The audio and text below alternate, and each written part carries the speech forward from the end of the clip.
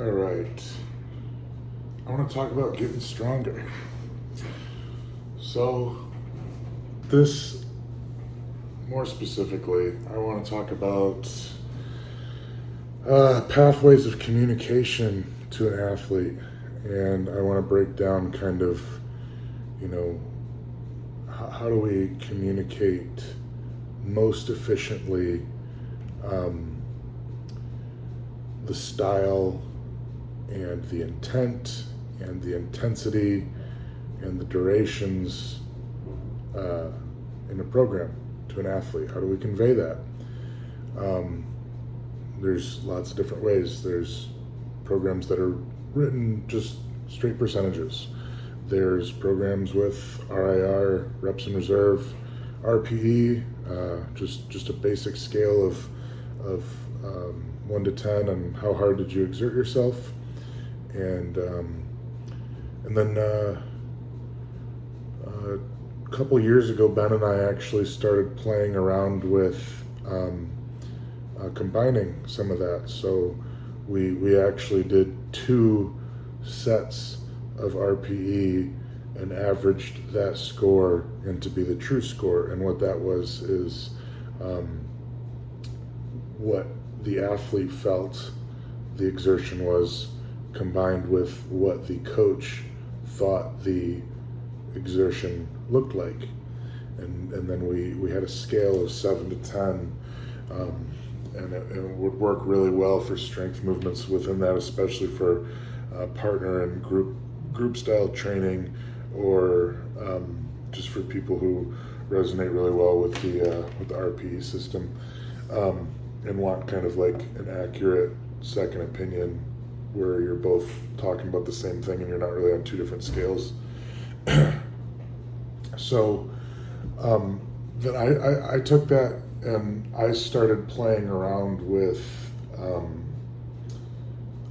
load range, a percentage, an RPE, and an RIR, and then a description.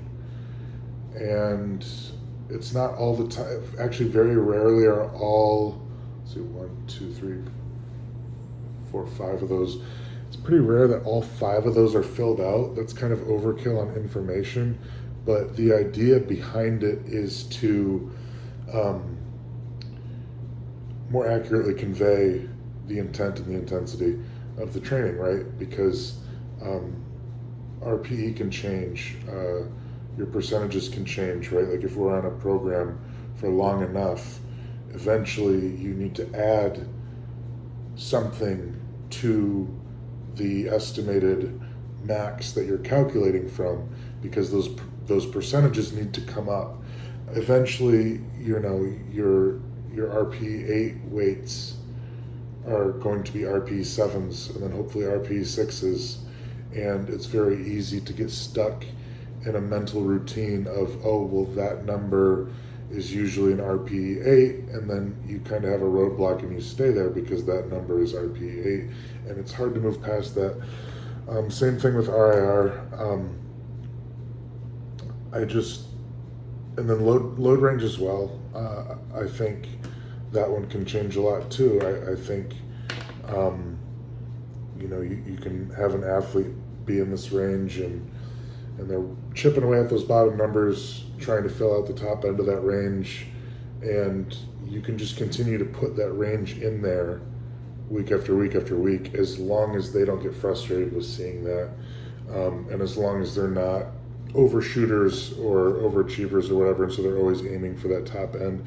But if they can fluctuate, no problem, just hang out in that range and just go up and down, it's going to be the same thing as any other wave progression. So finding which one of those and which combinations of those speak to your athlete the most accurately is very important, I think, and that's what I wanted to talk about, because I don't think, really, I kind of want this to be a little bit of an instructional on how to read this, because I had a question from an athlete where I kind of realized, like, oh, you're not even looking at these other columns. You're looking at one column and fixating on that, and then you're upset when you can't fall within that every single time. And that's a lot on me, because I need to educate on what these other columns mean and what they're there for. And that's the purpose of this video. But we're essentially averaging all of those things, and then that is the idea of how I want you to train. So if, for example, in this specific case, he had a load range that under normal circumstances wouldn't have been challenging. It was his normal workload, but that's fresh. And I had put 2 movements in front of that to pre-fatigue that third movement that we're working on. In this case, it was the log press. So I had some overhead press work and some things, some pump stuff in place beforehand, so that he's in the middle of his workout by the time you get to that log press, and it can be pretty draining. So the load range I kept as what he would be doing if he was fresh, but that would be with an RPE of like 8 to 9, and I dropped the RPE down to like a 5 and a 6, but I kept that load range the same, because really what I'm trying to see is, okay, yeah, sure, if you can maintain that load range while we add this stuff on top, that's great. You're only going to grow. But I do expect it to come down. So what I was wanting him to do, and after we've discussed this, it was very clear, and he's actually excited to go back and kind of reformulate some of this stuff. But we're trying to, where's the middle ground here? So what am I trying to say when I say a 5 to 6 RPE? Well, if you know anything about me and you've been following me, you know that when I am, and I guess I should clarify this, but the VASP scale of 7 to 10 is really only useful.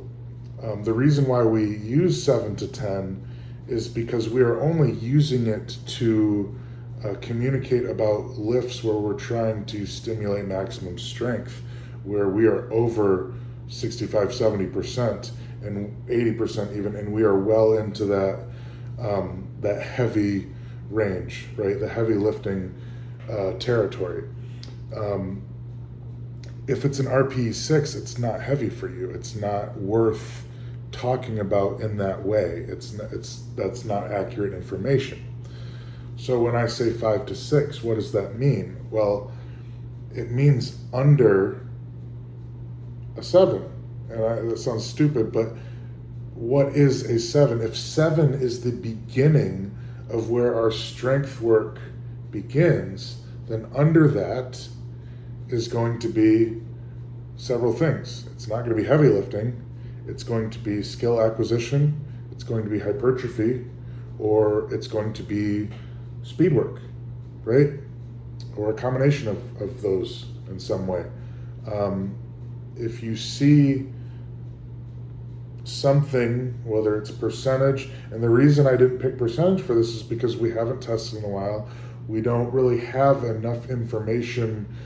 If I were to say that in percentage, it would be like a 15% range. It would be like 50 to 65%. Well, what the fuck? That's even more vague, in my opinion. So a 5 or 6 RPE, I want him to think, okay, well, this is the load range, but this is the RPE. I need to respect the RPE. And so that might make the load range come down, which is perfectly fine as long as the intent is getting hit first. If you are struggling too much in the prescribed weight range and it is over the RPE range, then you're not even stimulating what I'm trying to get you to stimulate for that particular movement in the program. So